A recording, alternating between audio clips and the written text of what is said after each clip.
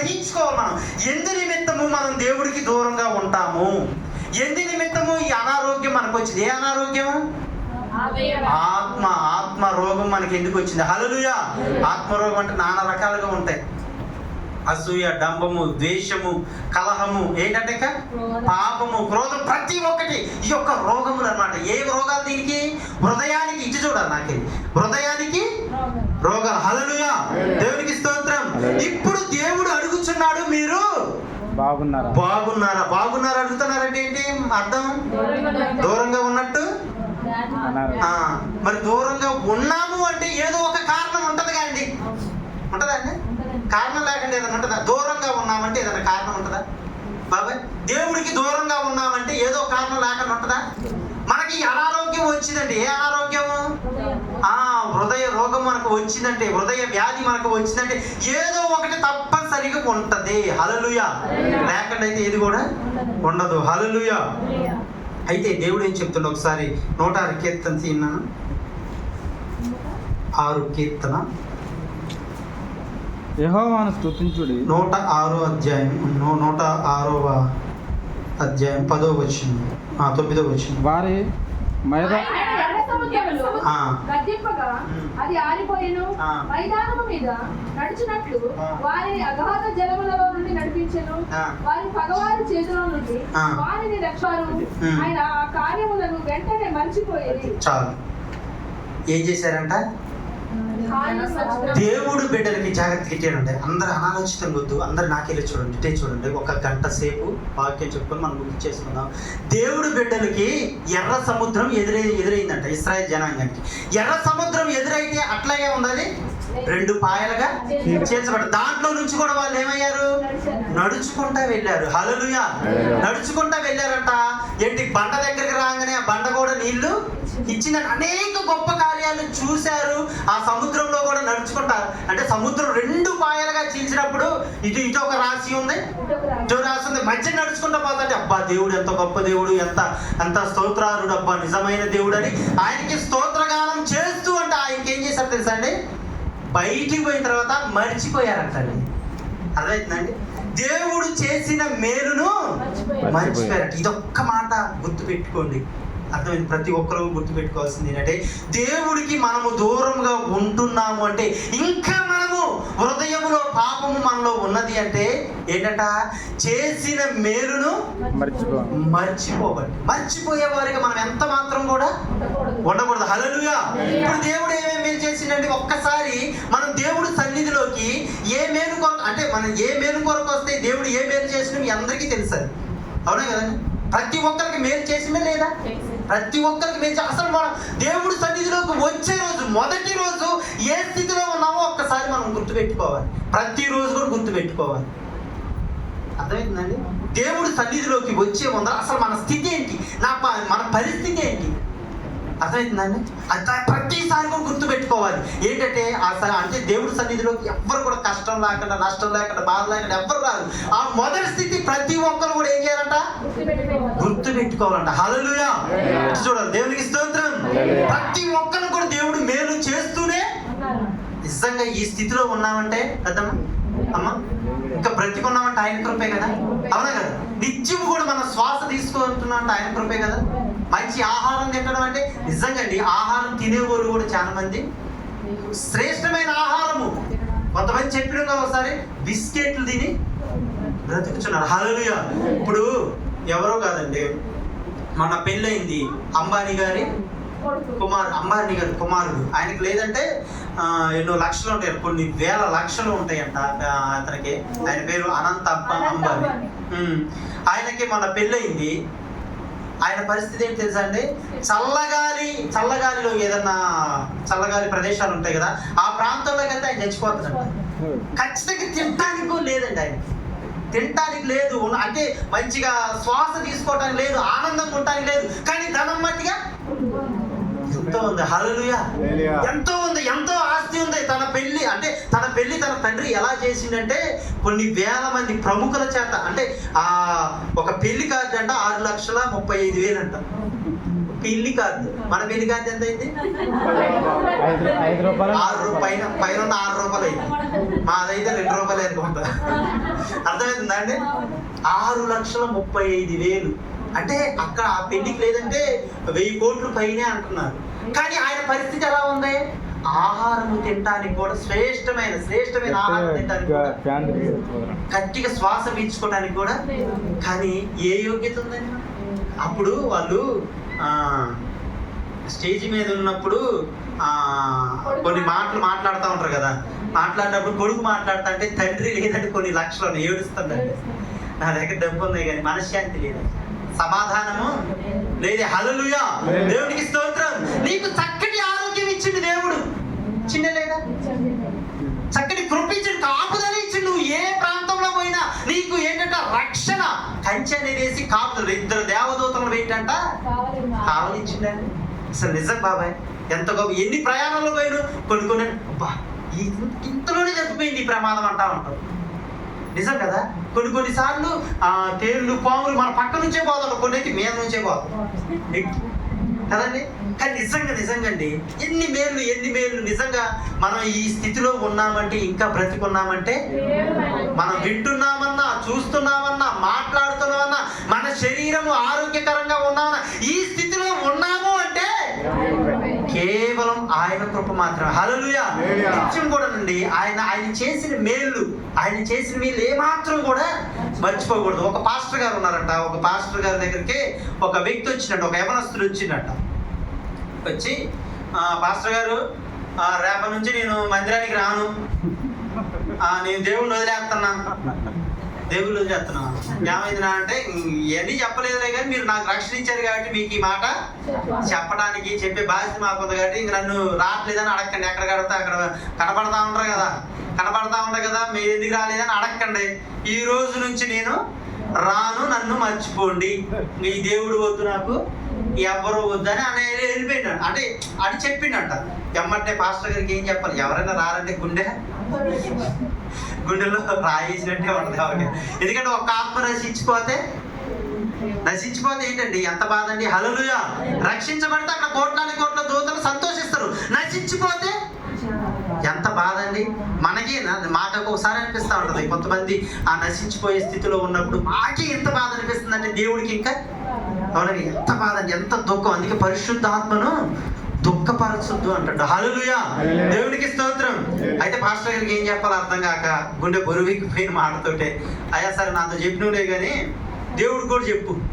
ఇంటికి వెళ్ళిన తర్వాత చక్కగా నీ గదిలోకి వెళ్ళు, మోకరించి ప్రభువా మరి నిన్ను విడిచిపెడతాను, నేను ఈ రోజు నుంచి విడిచిపెడతానని చెప్పి, మరి ఫస్ట్ నువ్వు వచ్చిన స్థితి అంటే ఫస్ట్ నువ్వు ఏ స్థితిలో నుంచి దేవుడి దగ్గరకు వచ్చినావో అవన్నీ పోసగుచ్చినట్టు ఒకసారి దేవుడికి చెప్పు. అయ్యా ఇలా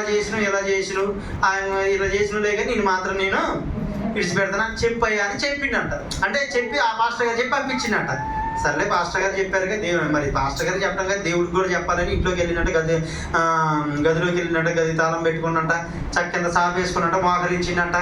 ఇంకా చెప్తుండవు, ప్రభువా నిన్ను మరి ఈ రోజు నుంచి నేను విడిచిపెడుతున్నా అని కొన్ని విషయాలు చెప్పిన తర్వాత మరి పాస్టర్ గారు కూడా మరి మీరు మొదటి రోజు మందిరంలోకి వచ్చిన రోజు కాడ నుంచి ఒకసారి గుర్తు చేసుకోమండాయా, మరి గుర్తు చేసుకున్నా అని ఒక్కొక్క మాట చెప్తుందంట. ప్రభువా నాయనా తండ్రి, నేను మందిరంలో మొదటి రోజు వచ్చే రోజు నేను సాగు బతుకుల్లో ఉన్నానయ్యా. ఏంటంటే సాగు బతుకుల్లో ఉన్నానయ్యా. చాలా మంది డాక్టర్లు కూడా ఈ వ్యాధి అనేది తగ్గదన్నారు, చాలా ఇబ్బంది. చుట్టుపక్కల వాళ్ళు, నా స్నేహితులు, నా వయసు మట్టిగా 25 సంవత్సరాలు అయినప్పటికి కూడా నా స్నేహితులు అందరూ కూడా చక్కగా ఆడుతూ పాడుతూ తిరుగుతూ ఉంటారు. నేను అనారోగ్య సమస్యలో మంచంలో కొన్ని రోజులు ఉన్నానయ్యా. కానీ నన్ను డాక్టర్లు కూడా బ్రతికించలేదు. డాక్టర్లు కూడా ఏమి కూడా ఏ డాక్టర్ దగ్గరికి వెళ్ళినా పలానా డాక్టర్ దగ్గరికి వెళ్ళినా చెప్పుకుంటూ ఈ పలానా డాక్టర్ దగ్గరికి వెళ్ళినా కూడా ఎవరు కూడా కాదంటున్నారు. ఏదో 4 ట్యాబ్లెట్ ఇచ్చి పంపిస్తున్నారులే. కానీ నేను చాలా ఇబ్బంది పడినా. నా నోట్లోంచి రక్తం వస్తుంది, నా నోట్లోంచి చాలా దుర్గంధం వస్తుంది, నన్ను చాలా ఇబ్బందికరం. నా పక్క నా తల్లి రావట్లేదు, ఆ స్థితిలో ఉన్నాను ప్రభువా. అప్పుడు ఎవరో వచ్చారు, మరి పేతురు లాంటి గారు, మన పేతురు గారు లాంటి వాళ్ళు ఒకళ్ళు వచ్చి అన్నీ చూసినలే కానీ ఒకసారి ఏసైని కూడా చూడు అని చెప్పారు. సరేలే నేను ట్రై చేసినాం కదా, నిన్ను కూడా ఒకసారి చూద్దామని వచ్చినాయా. ఆ మందిరంలోకి వచ్చిన కాడ నుంచి కొద్దిగా ఫస్ట్ రోజు కొద్దిగా బాగానే అనిపించింది, రెండో రోజు బాగానే అనిపించింది, ఆ మూడో రోజు కూడా బాగానే అనిపించింది. అంటే ఆ వారాలు మిగతా రోజు పోతా అనుకోకుండా నా వ్యాధి తగ్గిపోయింది. ఎట్ట తగ్గిపోయింది ఏసయ్యా, ఎట్ట తగ్గించినావు? అర్థమైందా? ఎట్ట తగ్గించినావు? భలే తగ్గించినావు అయ్యా.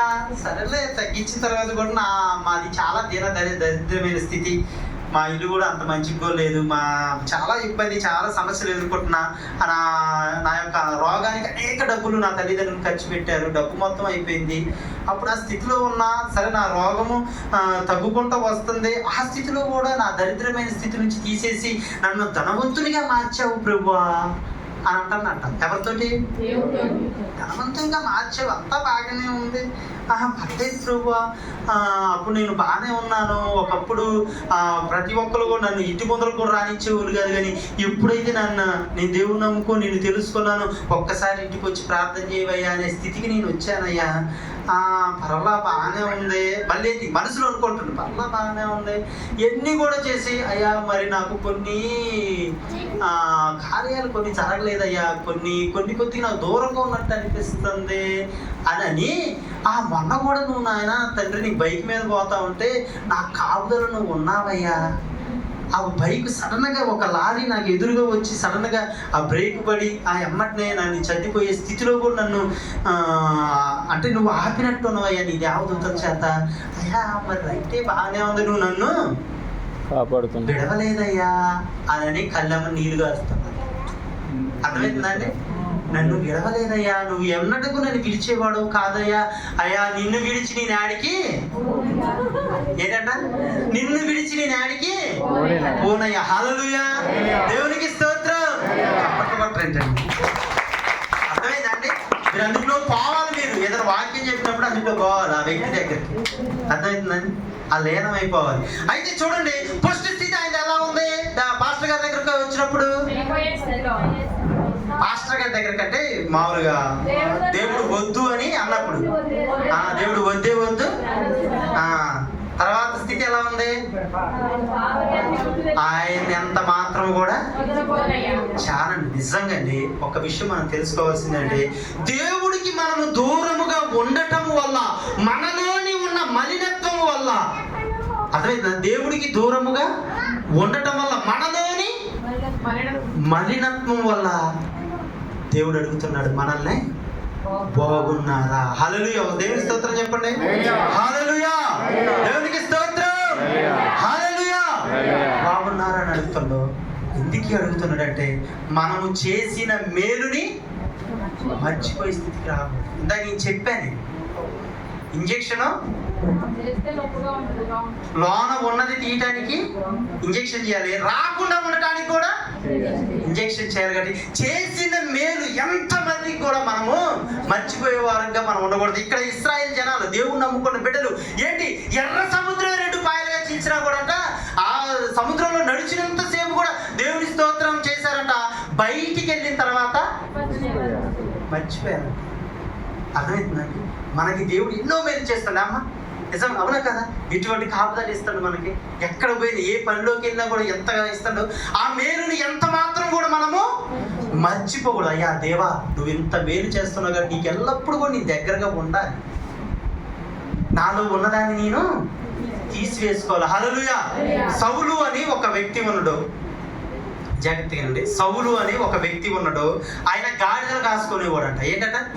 గాడిదలు కానీ వాళ్ళు ఉంటాయి, పశు సంపద ఉంటుంది కదా, వాళ్ళ తండ్రి గాడిదలు కాసుకునేటప్పుడు, జాగ్రత్తగా దేవునికి స్తోత్రం. హల్లెలూయా. అయితే గాడిదలు కాసుకునేటప్పుడు ఒక ప్రవక్త ఆయన దగ్గరకు వచ్చిండంట. ఒక ప్రవక్త అంటే పాస్టర్ గారు, పెద్ద పాస్టర్ గారు, ప్రవక్త. ఆయన పేరేంటి? సమూయేలు గారు అని ఆయన దగ్గరకు వచ్చి, అయ్యా ఇశ్రాయేల్ జనాంగం ఇంతమంది ఉన్నారు, ఇదిగో ఇశ్రాయేల్ రాజ్యం ఒకటి ఉంది, ఈ రాజ్యాన్ని అంతటికి కూడా రాజుగా నిన్ను నియమిస్తా అని అన్నాడు. సౌలు అనే వ్యక్తిని ఏం చేస్తాడు? గాడిదలు అదే మా పశువులు కాస్తాడు. ఈ వ్యక్తి దగ్గరికి వచ్చి ఈ ఇశ్రాయేల్ రాజ్యం మొత్తానికి నీవు రాజుగా నేను చేస్తానయ్యా అన్నప్పుడు ఆయన ఏమన్నా తెలుసా అండి, నేను రాజునేంటి, నాకేం తెలుసు, నేను అందరి మీద తక్కువ అని నేను అసలు నాకేం తెలియదని ఆయన ఏం చేసిండు, తను తాను ఏం చేసుకుని తగ్గించుకున్నాడు. అసలు నాకు యోగ్యత లేదు, నేను రాజునేంటని ఆయన ఏం చేసిండు, తగ్గించుకోండు. హల్లెలూయా.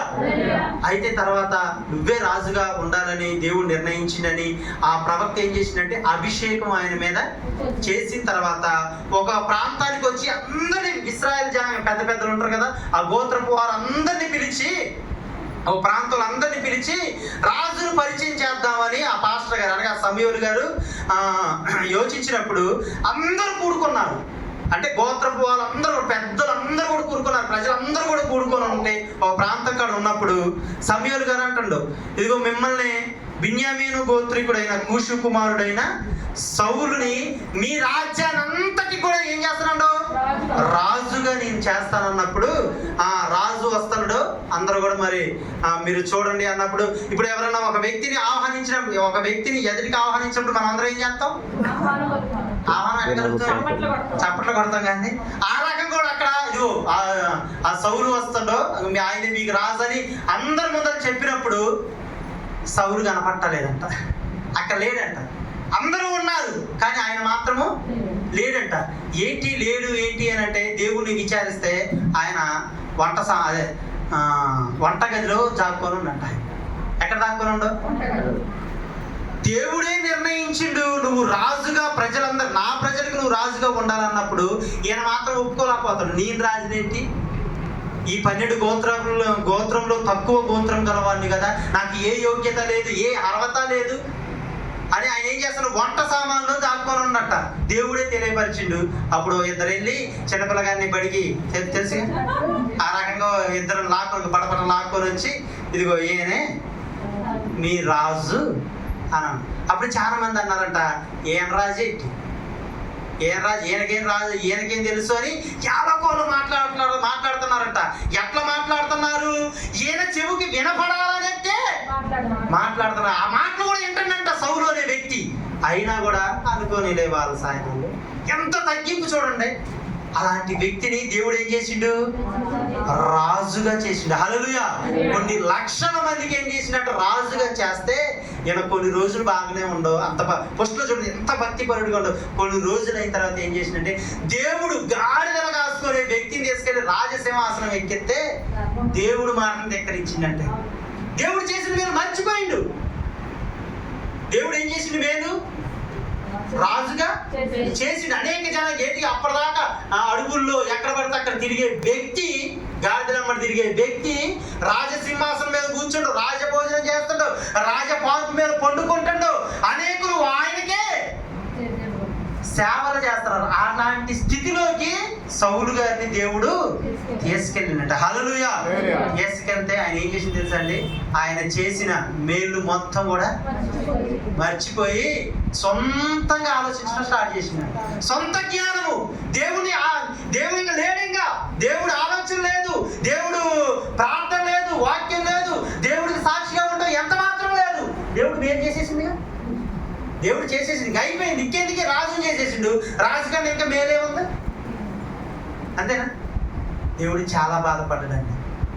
అయ్యో నేను ఎంతగానో ఇతన్ని నేను ఈ రకంగా తీర్చిదిద్దితే, ఎంతగా నేను ఇతను కాపాడితే, అనేక శత్రువులు ఎదుట ఒక సాక్షిగా నిలబెడితే, ఒక రాజుగా నిలబెడితే ఎంత మాత్రం నేనంటే ఏమాత్రం కూడా లెక్కలేదే, అయ్యో భలే పని అవుతుంది అని దేవుడు ఏం చేస్తాడు, అట్లా బాధపడుకుంటూ కూర్చుంటా ఎమ్మటిని ఇంకొకరి దగ్గరికి వెళ్ళి, ఇదిగో పలానా ఆ పాస్టర్ గారిని ఎమ్మటిని పలానా వ్యక్తి ఉండో యెషై కుమారుడిని దావీదు ఆయన వెళ్ళి రాజుగా అభిషేకం చేయండి. హల్లెలూయా. చూడండి, ఆ మేలు మర్చిపోవడం, దేవుడు చేసిన మేలు మర్చిపోవడం వల్ల తనకున్న స్థితి ఏమైంది, కోల్పోయింది. అసలు నిజంగా ఒక విషయం మనం తెలుసుకోవాల్సింది అంటే, మన జీవితంలో ఇంకా అనేక మేలు జరగాలి అన్నా, ఇంకా మనం దేవుడు ఎదుట దీవించబడాలన్నా, ఆశీర్వదించబడాలన్నా ఉన్న మేలుకి మనం కట్టుబడి, అంటే దేవుడు చేసిన మేలుకి మనం కట్టుబడి ఉండాలి. అర్థమవుతుందండి అన్నమాట. దేవుడు ఏ మేలైనా చేసిండు, ప్రతి ఒక్కరు కూడా దేవుడు మేలు చేసిండు. ఆ మేలు చేసిన మేలుకి నిత్యం కూడా దేవుడికి కృతజ్ఞతాస్తుతులు చెల్లిస్తూ కృతజ్ఞత కలిగి ఉండాలండి. అదొక్కటి చాలు. నిజంగా అది దేవుడు చూసేది. ఇక నీ మేలు చేసిన కదా, నాకు ఎంతవరకు నా బిడ్డ నాకు దగ్గరగా ఉన్నాడు, ఎంతగా నాకు కృతజ్ఞతాస్తుతులు చెల్లిస్తున్న, కృతజ్ఞత కలిగి ఎంతగా జీవించిండండి దేవుడు మన ఎదుట. అంటే దేవుడు మనల్ని చూస్తూ ఉంటాడండి నిజంగా. అందుకే ప్రతి ఒక్కరికి మేలు చేస్తుంది. ఈ స్థితిలో ఉన్నామంటే ఇంకా బ్రతిగా ఉన్నట్టు ఆయన కృపే. ఇంకా మనం మా దేవుడు మందిరంలోకి వచ్చిన స్థితి ఇప్పుడు స్థితి అట్లాగే ఉందంటే ప్రతి ఒక్కరు కొంతమంది ఆత్మీయ జీవితంలో ముందుకు పోయారు, కొంతమంది నిజం తెలుసుకున్నారు, ఇంకా దేవుడికి దగ్గరగా ఉన్నారు, ఇంకా అనేక మేలు చేస్తున్నారు. నిజంగా నా మట్టి నేను అనుకుంటాండి, నేను గట్ట దేవుడిని నమ్ముకోకపోతే ఈ భూమి మీదే ఉండేవాడు కాదు. అలాంటి వ్యక్తిని నేను నిత్యం కూడా దేవుడికి దగ్గరగా ఉండకుండా దేవుడికి దూరంగా ఉండి నాలో కొన్ని మలినత్వాలను పెట్టుకుంటే ఏంటి పరిస్థితి? ఎంత అన్యాయం అండి, అవునా కదండి? ఇది ఒక్కటి ఏంటంటే క్రైస్తవ జీవితంలో దేవుడికి దూరంగా ఉండటానికి కారణం ఇదే.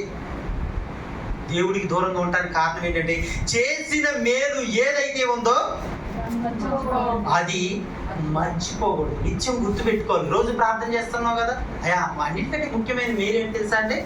మన దోషులను తీసివేసిండండి, మన పాపాలను తీసేసిన ఎవరైనా ఉన్నారా? ఆయన రక్తం చేత మనల్ని కడిగి వేసిండు. అంధకారమైన శక్తిలో నుంచి అంధకారమైన శక్తిలో నుంచి ఆ యొక్క అంధకారమైన చీకటిలో నుంచి మనల్ని ఆశ్చర్యమైన వెలుగులో తీసుకొచ్చిండు. ఆయన బిడ్డలుగా మనల్ని మార్చుకుండు, ఆయన బిడ్డలుగా మార్చుకొని నిత్యం కూడా మనకు తోడుంటుండు. తల్లి మర్చిపోయినా చెప్పాలి, తండ్రి విడిచినా నేను ఎన్నటికి విడవనంటండి, ఎడబాయినంటుండి ఆయన. అసలు నిజంగా ఆయన లాగా ఎవరన్నా మేలు చేస్తారండి? ఏ మనిషిని నమ్ముకున్నా మేలు చేస్తారా? ఏ రాజును నమ్ముకున్నా మేలు చేస్తారా? ఏ మనిషి వల్ల అయితే అది ఎవరి వల్ల కూడా కాదు. ఆయన నిత్యం కూడా మేలు చేసేవాడు, మేలు చేయకుండా ఆయన ఉండేవాడు కాదండి. హల్లెలూయా. కానీ ఆరాధించకుండా మనం ఉంటాం అంతేనండి. మేలు చేయకుండా ఆయన ఉండేవాడు కాదు. నువ్వు విడిచిపెట్టొచ్చేమో కానీ దేవుడు ఎప్పుడు కూడా నేను విడిచిపెట్టడు. ఎప్పుడు నా దగ్గరకు వస్తావా, ఎప్పుడు నాకు నీలో ఉన్నది తీసేసుకోవాలా, తీసివేయాలా అంటే నాకు అవకాశం, ఆయనకి అవకాశం ఇస్తే నాకు జరిగింది.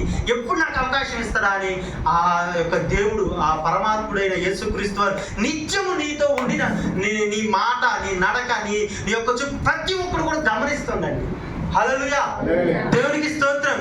అంటే దేవుడికి దూరంగా ఉండటానికి కారణం ఏంటి? మలినత్వం. ఇంకొకటి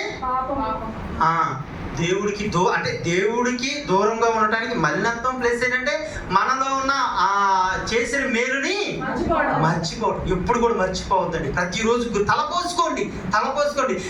దావీదు భక్తుడు ఏమంటాడు ఒకసారి చూడండి, 103వ కీర్తన చూడ. నా ప్రాణమా యెహోవాను సన్నుతించుము, నా అంతరంగమునున్న సమస్తమా ఆయన పరిశుద్ధ నామమును సన్నుతించుము. నా ప్రాణమా యెహోవాను సన్నుతించుము, ఆయన చేసిన ఉపకారములో దేనిని మరువకము. ఆయన నీ దోషములని క్షమించువాడు, నీ సంకటములన్నిటినీ కుదుర్చువాడు, సమాధిలో నుండి నీ ప్రాణములను విమోచించుచున్నాడు, కరుణా కటాక్షములను నీకు కిరీటముగా ఉంచుచున్నాడు. పక్షిరాజు యవ్వనము వలె నీ యవ్వనము కొత్తదగునట్లుగా హల్లెలూయా.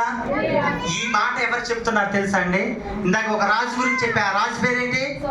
సౌలు. ఏం చేసిండు? దేవుడు ఎంతో గొప్ప కార్యం ఆయన పట్ల చేస్తే ఏం చేసిండు? అసలు సౌలు గారి స్థితి ఏంటి? ఫస్ట్ స్థితి గాడిదలు కాసుకునే వ్యక్తిని రాజుగా చేస్తే ఏం చేసిండు? దేవుడు మాటను ధిక్కరించిండు. హల్లెలూయా. దేవునికి స్తోత్రం చెప్పండి. హల్లెలూయా.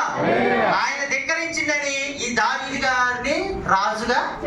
ఈయన స్థితి ఏంటి? మొట్టమొదటి స్థితి గొర్రెలు కాసుకునే వ్యక్తి ఆయన. ఒక విషయం తెలుసా అండి? ఇంట్లో కూడా విలువ లేదు ఇతనికి. నిజమండి. ఈ దావీదు గారికి 8 మంది అన్నలు ఉన్నారు, తల్లి తండ్రి. ఇంట్లో కూడా ఒక విలువ ఇచ్చేవారు, తల్లిదండ్రులు కూడా విలువ ఇచ్చేవారు కాదు. సమూయేలు గారు అభిషేకం చేయడానికి తన ఇంటికి పోతే 7 అన్నల్ని పరిచయం చేసింది, కానీ దావీదు గారి విషయానికి వస్తే ఆ ఉన్నాళ్ళే పనికి మానవుడు అన్నారు. ఆ ఆలోచన అట్లా వచ్చిందని. అంటే దావీదు గారిని ఎంత మాత్రం ఇంట్లో కూడా విలువ లేని వ్యక్తిని ఎండనక వానెనక ఆ గొర్రెలు కాసుకునే వ్యక్తిని తీసుకెళ్లి రాజసింహాసనం మీద దేవుడు కూర్చోబెట్టిండండి. కానీ ఆయన మర్చిపోయింది అనుకుంటున్నారు. మర్చిపోవాలి. ఏమంటుందంటే పండుకొని చక్కగా ఆ రాజభోజనం తినుకుంటూ, రాజమర్యాదలు అనుభవించుకుంటూ, రాజపార్క్ మీద పండుకొని చక్కగా ఆ రాజనగరం చూసుకుంటూ, ప్రాణమా, నా ప్రాణమా, నా అంతరంగమునున్న సమస్తమా, బాప్రువా అసలు ఆయన చేసిన మేలు నువ్వు ఏమాత్రం కూడా మరవకు ప్రాణమా. అసలు నీ స్థితి ఏంటి, నీ గతి ఏంటి, నీ పరిస్థితి ఏంటి, ఎక్కడ దేవుడు నిన్ను తీసుకొచ్చాడు, ఎక్కడ నిన్ను నిల్చోబెట్టాడు, ఎంత మాత్రం నువ్వు మరవకూడదు. అదే మేలులతో నీ హృదయం తృప్తిపరిచి ఉన్నాడు ప్రాణమా. ఎంత మాత్రం కూడా దేవుడు చేసిన ఉపకారములను దేనిని మరవకు ప్రాణమా అని తన ప్రాణంతో చెప్పుకున్నాడు. హల్లెలూయా. అందుకే ఈ సౌలు రాజ్యం ఏమైపోయింది? పడగొట్టబడింది. కానీ దావీదు రాజ్యం ఏమైపోయింది? స్థిరపరచబడింది. ఆ రాజ్యములోంచి యేసుక్రీస్తు వారు కూడా వచ్చారండి. దావీదు కుమారుడా అని అంటారు. హల్లెలూయా. దావీదు కుమారుడా నన్ను దాటిపోకయా, నజరేతు వాడ నన్ను విడచిపోకయా. దావీదు కుమారుడా పోకయా, నజరేతు వాడ నన్ను విడచిపోకయా. నీవు తప్ప నాకు ఈ లోకంలో ఎవరు నారయా, నీవు తప్ప నాలో ఎవరికి చోటే లేదయా. నీవు తప్ప నాకు ఈ లోకంలో ఎవరు నారయా, నీవు తప్ప నాలో ఎవరికి చోటే లేదయా. దావీదు కుమారుడా నన్ను దాటిపోకయా, నజరేతు వాడ నన్ను విడచిపోకయా. హల్లెలూయా. అందరూ రెడీ చేద్దాం. దేవునికి స్తోత్రం. హల్లెలూయా. హల్లెలూయా. ఆ దావీదు కుమారుడైన యేసుక్రీస్తు వారే మనకి వాస్తవంగా అయితే గది. అంతేనండి. ఎవరికైనా ప్రతి మానవుడికి కూడా ఆయనే, ఆయన తప్ప. నిజంగా ఒక్కోసారి అనిపిస్తూ ఉంటుంది, మన కుటుంబంలో కొన్ని మన సమస్యలు వచ్చినప్పుడు, ఇబ్బందులు వచ్చినప్పుడు, అంటే కుటుంబాన్ని బట్టి, అంటే కుటుంబం అనే కాదు ఇంకిత ఏ సమస్యలు వచ్చినప్పుడు కూడా నీవు తప్ప నాకు ఎవరున్నారయ్యా, ఎవరు కూడా నన్ను ఆదరించేవారు లేరు, ఎవరు కూడా నా వైపు చూసేవారు, ఎవరు కూడా నన్ను మందలించేవారు కూడా లేరు నాయన. అయ్యా ఆకాశమందు నీవు తప్ప నాకు ఎవరున్నారయ్యా అని అడుగుతావు. హల్లెలూయా. మేలులు అడుగుతావు అండి, మేలులు అడుగుతా. మేలులు మాత్రం ఎంత మాత్రం దేవుని ఏమాత్రం కూడా గుర్తు పెట్టుకో. అలా మనం ఉండకూడదు. ఏంటి అంటే శ్రమ వచ్చినప్పుడు నువ్వు ప్రార్థన చేయాలి, సంతోషం కలిగి వచ్చినప్పుడు కూడా నీవు దేవుడికి దగ్గరగా ఉండాలి. అర్థమైందండి. దేవుడు ఏ మేలు మీకు చేసి ఉన్నాడు ఎత్తిపెట్టి ఆయన కృతజ్ఞతాస్తుతులు చెల్లించండి, దేవుడికి దగ్గరగా ఉండండి, దేవుడికి కృతజ్ఞత కలిగి జీవించండి. ఖచ్చితంగా ఇంతకన్నా 4 రెట్లు దేవుడు మీకు మేలు చేస్తాడు. అలా చెయ్యును గాక. ఇప్పుడు ఒక మేలుతోటి సరిపించేసుకుంటున్నారు. అర్థమవుతుందండి. ఒక మేలుతోటి, అంటే ఒక మేలుతోటి దేవుడి దగ్గరకు వచ్చిన ఒక సహాయం చేసిండు సాధంగా అది సరిపింది. మిగతా మేలు కోసం అట్లా మళ్ళీ ఎప్పుడో కష్టం వచ్చినప్పుడు మరలా ప్రభువా, మళ్ళా అంటే కష్టం వచ్చినప్పుడే ప్రభువా. అంటే నా మాటలు అర్థమైందండి. నిత్యం ఆ కష్టం రాకుండా, అందుకే అంటున్నా శోధనలోనికి రాకుండా మేలుకోగలిగి నిత్యము ప్రార్థన చేయి, విసకొద్దు, పట్టుదలతో నువ్వు ప్రార్థన చేయి అంటున్నా దేవుడు. ఎందుకే దేనికంటే పట్టుదలతో ప్రార్థన చేయి, విసక్క ప్రార్థన చేయి. మనకి ఆ కష్టం రాకుండా, సమస్య రాకుండా ముందుగా అంటుండే దేవుడు. ముందుగా అంటుండే బిడ్డ నాకు వేరుగా ఉండి మీరేమి కూడా చేయలేదు. హల్లెలూయా. ఎంతవరకు ఆయన చేసిన మేలు ఎంత వరకు కూడా మనం ఏం చేయాలి? కృతజ్ఞత కలిగి జీవించేవారుగా ఉండాలి. ఇప్పుడు మనల్ని దేవుడు అడుగుతున్నాడు, బాగున్నారా? అర్థమైందండి. బాగున్నారా అని అడుగుతున్నాడు. ఏం సమాధానం చెప్తారు? దేవుడు సపరేట్గా వచ్చిందండి, మీరు ప్రార్థన చేసుకుంటారంటే ఒక స్వరం వినపడ్డది, బిడ్డ బాగున్నారా అని అంటే అమ్మటనే బాగున్నారంటరా, అమ్మటనే గదిలోంచి బయటకు వచ్చేస్తారా? దేవునికి స్తోత్రం. హల్లెలూయా. హల్లెలూయా. ఏం సమాధానం చెప్తారు చెప్పండి అన్న. జోసెఫ్ దేవుడు బాగున్నారా? జోసెఫ్ ఇప్పుడు వచ్చిందిగా. దేవుడు బాగున్నారా అంటే ఏం చెప్తారు చెప్పండి. వాక్యం అయిపోయింది, ఇక నేను ఏం చెప్పను. ఇక మీకు బాగున్నాను చెప్తారా అంటే ఖచ్చితంగా బాగున్నామంటే పర్వాలేదు. కానీ అబ్బో మనకి నాయన నిజంగా దేవుడికి ఒక విషయం నేను చెప్తా, జాగ్రత్తగా ఉంది ఒకసారి. ఎప్పుడు నేను చెప్పేది అంటే మన శరీరంలో ఏదైనా పార్ట్లు అంటే ఏదైనా అవయవాలు ఏదైనా ఇబ్బంది అంటే మామూలుగా జ్వరం వచ్చిందని ఏదైనా టెస్టులు చేస్తారు కానీ జ్వరం వచ్చినా ఏదైనా ఎముకలో ఏదైనా ఇబ్బందిగా ఉన్నా ఏం చేస్తారు? ఎముక కొద్దిగా ఏదన్నా చిట్లిందండి అమ్మటి ఏం చేస్తారు? ఎక్స్రే చేస్తారు. కడుపులో ఏదైనా ఇబ్బంది స్కానింగ్ చేస్తారు. మరి దేవుడు మీరు బాగున్నారా బాగున్నాం అని అంటారు. అప్పుడు దేవుడు ఏం చేస్తాడు? ఏం చేస్తాడట? స్కానింగ్ చేస్తాడు. హల్లెలూయా. ఆ నోట ఒకసారి తిన్నానా 35 ఉంటుంది 39 యెహోవా నీవు నన్ను 139 యెహోవా నీవు నన్ను పరిశోధించి తెలుసుకొని ఉన్నావు. నేను కూర్చుండుట నేను లేచుట నీకు తెలియను. నాకు తలపు పుట్టక మునుపే నీవు నా మనసు గ్రహించుచున్నావు. నా నడకను నా పడకను నీవు పరిశీలన చేసి ఉన్నావు. నా చర్యలన్నిటినీ నీవు బాగుగా తెలుసుకొని ఉన్నావు. యెహోవా మాట నా నాలుకకు రాక మునిపే అది నీకు పూర్తిగా తెలియనది. వెనుకకు ముందుకు నీవు నన్ను ఆవరించి ఉన్నావు. నీ చేయి నా మీద ఉంచి ఉన్నావు. ఇట్టి తెలివి నాకు మించినది. అది అగోచరము. అది నాకు అందదు. నీ ఆత్మ యొద్ద నుండి నేనెక్కడికి పోవుదును? నీ సన్నిధి నుండి నేనెక్కడికి పారిపోవుదును? నేను ఆకాశమున ఎక్కినను నీవు అక్కడనున్నావు. నేను పాతాళమందు పండుకొనినను నీవు అక్కడనే ఉన్నావు. నేను ఏకువ రెక్కలు పట్టుకొని సముద్ర దిగంతములలో నివసించినను అక్కడను నీ చేయి నన్ను నడిపించును. నీ కుడి చేయి నన్ను పట్టుకొనును. అంధకారము నన్ను మరుగు చేయును. నాకు కలుగు వెలుగు రాత్రి వలె ఉండును. అది నేను అనుకుని ఎడల చీకటైనను నీకు చీకటి కాకపోవు. చాలు. హల్లెలూయా. దేవుడు ఏం చేస్తారంట? బాగున్నారని అడిగితే మనల్ని ఏం చేస్తారండి?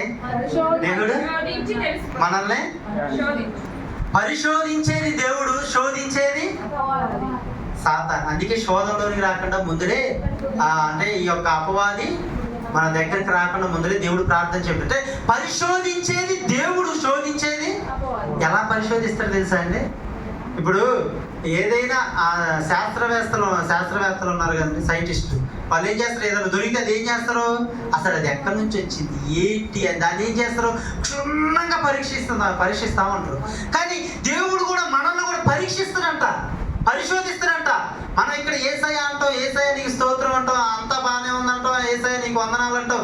కాకపోతే ప్రతి క్షణం కూడా నిన్ను దేవుడు పరీక్షిస్తాడు. బాబాయ్ అబ్రహం బాబాయ్ అర్థమైందండి? ప్రతి క్షణం కూడా మనల్ని ఏం చేస్తారు? ఇక్కడ దేవుడు అంటాడు నేను కూర్చుండుట లేచుట. మనం ఎక్కడ కూర్చున్నామో దేవుడికి తెలుసు. లేచుట మనం ఎక్కడికి వెళ్తున్నామో కూడా దేవుడికి. మన నడక తెలుసట. మనం చూడండి, మన నడక మన పడకను కూడా పరిశీలనగా నా చర్యలన్నిటి నువ్వు బాగుగా మాట్లాడుకుంది. యెహోవా మాట నా నాలుకకు రాకముందే చూడండి. హల్లెలూయా. ఇప్పుడు అడుగుతున్న దేవుడు మీరు బాగున్నారా? అర్థమైందండి? ఇప్పుడు అడుగుతున్న దేవుడు మీరు బాగున్నారా అని. హల్లెలూయా. ఒకవేళ దేవుడు బాగున్నారా అని అడుగుతున్నాడు అంటే మనం అడగకూడదు దేవుడు బాగున్నారా అని. జాగ్రత్తగా అసలు దేవుడు మనల్ని అడగకూడదు బాగున్నారా అని. చెప్పినగా రోజు ఇంట్లోనే ఉండేవాడిని బాగున్నారని అడుగుతురా? అడగరు. మరి దేవుడు బాగున్నారా అని అడుగుతాడంటే దూరంగా ఉన్నట్టు, అనారోగ్య స్థితిలో ఉన్నట్టు. అసలు దేవుడు మిమ్మల్ని బాగున్నారా అని అడగకూడదు. అర్థమవుతుందండి? అడిగితే ఏమన్నట్టు? ఇప్పుడు అందరిని కూడా దేవుడు అడుగుతున్నాడు అనుకుంటున్నాను నేను. అందరిని అడుగుతున్నాడు. హల్లెలూయా. ఇప్పుడు దేవుడు అయితే అందరినీ అడుగుతున్నాడని చెప్తాను. అప్పుడు ఏం చెప్తారు? అడగట్లేదా? అడగకూడదని ప్రార్థన చేసుకోండి. అర్థమవుతుందండి? అడగకూడదు. ప్రభువా అయ్యా నేను ఎప్పుడు నీకు దగ్గరగా ఉంటాను. నిజంగా అండి, ఆయనకి దగ్గరగా ఉన్నవాడిని ఆయన సిగ్గుపడనిచ్చేవాడు కాదు. ఒక విషయం చెప్పినాడు, ఆయన ఎంత మాత్రం కూడా సిగ్గుపడనిచ్చేవాడు కాదు. ఎప్పుడు కూడా నేను ఒక మాట చెప్తా ఉంటాను, నిన్ను బట్టి అనేకులు ఆశీర్వదించబడాలి. నిన్ను బట్టి అనేకులు నా దగ్గరికి రావాలని ఏర్పరచుకొని నువ్వు విడిచిపెట్టి ఆయన ఎంత మాత్రం కూడా నిన్ను విడిచిపెట్టడు. నీ కాపుదలగా నిత్యం ఉంటాడు. కానీ నువ్వు నీకు ఏ మేలైతే చేస్తుండో ఆ మేలు నువ్వు మర్చిపోతే ఈ రోజు నుంచి బయటికి వెళ్ళిన తర్వాత ఒకటే నేను ఎంత మాత్రం కూడా ఆయన చేసిన మేలు ఒకసారి గుర్తు తెచ్చుకోండి. తలపోయింది. ఆరాధనలో కూడా ఒక్కోసారి ఆరాధన ఎప్పుడు ప్రతి సమయంలో కూడా ప్రభువా నాయన తండ్రి ఇంత గొప్ప కృపను నాకు ఇచ్చావయ్యా, ఈ స్థితిలో ఉన్నావంటే కేవలం అది నీ కృప నాయన అయ్యా, నిత్యము నీకు కృతజ్ఞతాస్తుతులు చెల్లిస్తున్నాయి. కృతజ్ఞత కలిగి నేను ఉంటానయ్యా, నా హృదయంలో ఉన్న ప్రతి మలినత్వాన్ని కూడా నేను తీసివేసుకోవాలయ్యా అని ఎప్పుడు కూడా ప్రార్థన చేసుకుంటూ ఒక వ్యక్తి గురించి నేను చెప్పి ముగించేసుకుంటా. మా ఊర్లో ఒక అమ్మ, లేదంటే ఆమెకి 50 సంవత్సరాలు ఉంటాయి అనుకుంటా, ఆమెకి క్యాన్సర్ వచ్చింది. ఏమొచ్చింది? జాగ్రత్త వింటున్నారు అన్నమాట. క్యాన్సర్ వచ్చింది. అయితే ఆమె కొరకు ప్రార్థన చేయండి. ఆమె చాలా భక్తిపరురాలు, చాలా భక్తిపరురాలు, మామూలుగా కాదు అసలు. నిజంగా ఆ భక్తి చూస్తే మనకే ఆశ్చర్యం ఉంటుంది. అంతా దేవుడు అంటే బాగా ఇష్టం. దేవుడి సన్నిధి మిస్ అవ్వదు. ఉపాస ప్రార్థన ప్రతి ఒక్కరు కూడా దేవుడికి ఇవ్వటంలో కూడా, ప్రతి విషయంలో కూడా ఒక క్షణము ఇటు ఆ దారిలో పోతా అంటే ఖచ్చితంగా ప్రార్థన చేయించుకోకుండా పోదా, అర్థమవుతుందండి? ప్రార్థన చేయించుకోకుండా పోదు. చాలా భక్తి పరురాలు. కాకపోతే ఆమెకి ఏమొచ్చిందండి? ప్రార్థన చేయండి. అయితే జాగ్రత్తగానండి. అయితే ఆమెకి క్యాన్సర్ వచ్చింది. అది చాలా భక్తి పరురాలు. కాకపోతే ఆమెలో ఉన్న లోటు ఏంటంటే దేవుడు అంటే భయం లేదు. అర్థమవుతుందండి? ఆమెకి దేవుడు అంటే ఏమాత్రం కూడా భయం లేదు. చాలా సుట్లు ఆమెని జైల్లో నుంచి కూడా తప్పించింది. ఆమె నా మాట జైల్లో నుంచి కూడా తప్పించింది ఆమె. ఎప్పుడు కూడా వచ్చి అయ్యా నన్ను ఇలా కొద్దిగా ఇబ్బంది పెడుతున్నారు, జైల్లోకి వెళ్ళే పరిస్థితి వచ్చింది, మా కొరకు ప్రార్థన చేయండి. చిన్న పిల్లలు కూడా అంత భక్తి చేస్తుంది అనమాట. చాలా భక్తి పరురాలు. కాకపోతే ఎంత మేలు చేసినా కూడా ఆమె మాత్రం కూడా భక్తి చేస్తుంది. దేవుడు అంటే మాత్రం కూడా భయం లేదు. హల్లెలూయా. ఆ స్త్రీ అయి ఉండి ఆమె ఏం చేసేదంటే చుట్టదాగి స్త్రీ అయి ఉండి చుట్టదాగి. నాకు తెలవదులే కానీ ఈ మధ్య తెలిస్తే నాకు అమ్మో ఎంత భక్తి పరురాలుగా ఉండి ఏమేంటి ఇది ఉందా నాకు ఇప్పుడు అనిపిస్తుంది. అందుకే ఆమె గురించి ప్రార్థన చేయండి. దేవుడు అయితే వదలడా ఆమె. ప్లస్ ఆమె ఏం చేస్తుందంటే ముందు కూడా తాగిద్దా. స్త్రీయే 50 సంవత్సరాలు కలిగేసి చుట్ట తాగిద్ది. ఏం చేస్తుంది? ముందు కూడా తాగిద్ది. ఒకసారి ఆమెని ఏదో 4 ప్యాకెట్లు ఏదో మాకు నల్లగుంట ప్రాంతంలో 4 ప్యాకెట్లు అలా తీసుకొని వస్తా అంటే దారిలో పోలీసులు కొట్టుకుంటే ఆమె జైల్లో పెట్టారు. అప్పుడు చాలా బాధపడతాయి, ఇలాంటి చేయకూడదు అలా చేయకూడదు. ఎట్లా కూడా దేవుడు విడిపించిండు. అది కృతజ్ఞతలు లేకుండా ఏంటంటే భక్తి అయితే చేస్తుంది. దేవుడు మాత్రం పాపం ఆమెకి చాలా అంటే చాలా ఇబ్బందిమైన పరిస్థితి ఉంది. ఎందుకంటే ఆమె క్యాన్సర్ వచ్చిందంటే ఇటువంటి పరిస్థితి చూడండి ఒకసారి. అర్థమవుతుందంటే అందుకే నిజంగా దేవుడు చేసిన మేలు ఇప్పుడు ఆమె దగ్గరికి వెళ్తే పొరపాటును కూడా నేను ఆ తప్పు అంటదా అండి? ఖచ్చితంగా అంతేనండి. నేను చాలా చుట్టూ నన్ను దేవుడు మేలు చేసి చాలా విషయాల్లో దేవుడు నన్ను తప్పించిండు. చాలా విషయాల్లో కూడా దేవుడు నాకు తోడుగా ఉండు. నాకు తోడు ఉండమే కాదు, నన్ను బట్టి నేను చేసే భక్తి నా బిడ్డలకు కూడా తోడుగా ఉన్నానులే. కానీ భక్తి అయితే అందరి ముందు నేను చేశానులే కానయ్యా. దేవుడు అంటే భయపడాలి, భయం లేదు. ఎన్నోసార్లు నాకు తప్పని అనిపించింది ఇది, కానీ నాకున్న ఈ అలవాటు వల్ల నేను మానుకోలేకపోయానయ్యా. స్త్రీయే మానుకోలేకపోయానయ్యా. అయ్యా నాయన క్షమాపణ ఉందా అయ్యా అంటే, ఇప్పుడు దేవుడి దగ్గర క్షమాపణ ఉందా లేదా? క్షమాపణ ఉందా లేదా? చెప్పరేట్ అంటే ఉందా? ఉందా? రైటే, దేవుడు క్షమిస్తాడు. కానీ ఏం జరుగుతుంది ఇప్పుడు ఆమెకి? చెప్పరేట్. ఇప్పుడు ఆమె ఏం చేయాలి? ఆమెకున్న స్థితి ఏంటి ఇప్పుడు? దేవుడు క్షమించమంటాడు. అతిక్రమంలో దాచిపెట్టేవాడు, దాన్ని ఒప్పుకున్నవాడు విడిచిపెడతాడు. ఓకే, విడిచిపెట్టేవాడు కనికరించబడతాడు. ఓకే, కాకపోతే ఆమె క్షమించబట్టదులే కానీ ఆమెకున్నది ఏమైంది? ఆ యొక్క శరీరం ఏమైంది? ఆ క్యాన్సర్ వల్ల ఎంతో సమస్య. నోటి నుంచి అలా ఉంటుంది కదా. క్యాన్సర్ అంటే ఎంత ఇబ్బంది అండి, అవునా కదండి? నా మాటలు మీకు అర్థమవుతున్నాయండి. అందుకే దేవుడు చెప్తుండు. హల్లెలూయా, దేవుడికి స్తోత్రం. ఆయన నీకు ఏ మేలు చేస్తుండో, నీ బిడ్డలకి ఏ మేలు చేస్తుండో, నీ కుటుంబానికి ఏ మేలు చేస్తుండో, నువ్వు చేస్తున్న ప్రతి పనులు నీకు ఎంత దేవుడి దగ్గరగా ఉంటుండో ఒకసారి అందరూ ఆలోచించుకోవాలి. చాలా మంది ఒకటి ఉంటుంది మనకి, ఈ వాక్యం చెప్తా అంటే వాళ్ళు ఉంటే బాగుండు, లేకపోతే వాళ్ళకి అనుకుంటా మాకు కాదని అనుకుంటా. ప్రతి ఒక్కరు కూడా దేవుడు మాట్లాడలేదా? నీ హృదయంలో ఏముంది? సౌలు ఏం చేసిండు? హల్లెలూయా, దేవుడు చేసిన మేలు మర్చిపోయి గర్వాంతుడైపోయిండు. కూర్చుండగా ఇంకా సింహాసనం మీద రీతిగా గర్వాంధుడై కూర్చుంటే దేవుడు ఏం చేసింది? దేవుడికి అసాధ్యమైంది ఉందా? హల్లెలూయా. అంటే చూడండి, అపవాది గారు కూడా ఏం అపవాది ఎవరు తెలుసా అండి? అపవాది లూసిఫర్ అనే ఆయన దేవదూత. అపవాది అంటే దెయ్యంగాడు ఎవరు అనుకుంటున్నారు? దేవుడికి కుడిభుజం లాంటోడు. మొట్టమొదటి ఆరాధన చేసే వర్షిప్పర్ ఆయనే. అందరిని కూడా దేవదూతలు అందరిని కూడా నడిపించేది ఆయనే. ఆయనకు కూడా కొన్ని శక్తులు ఇచ్చింది దేవుడు అపవాది గారికి. ఆయన పేరు ఏంటంటే లూసిఫర్. హల్లెలూయా. అలాంటి వ్యక్తి ఏం చేసినట్టే మనస్సులో కొద్దిగా గర్వించుకోండి. ఎమ్మటిని దేవుడు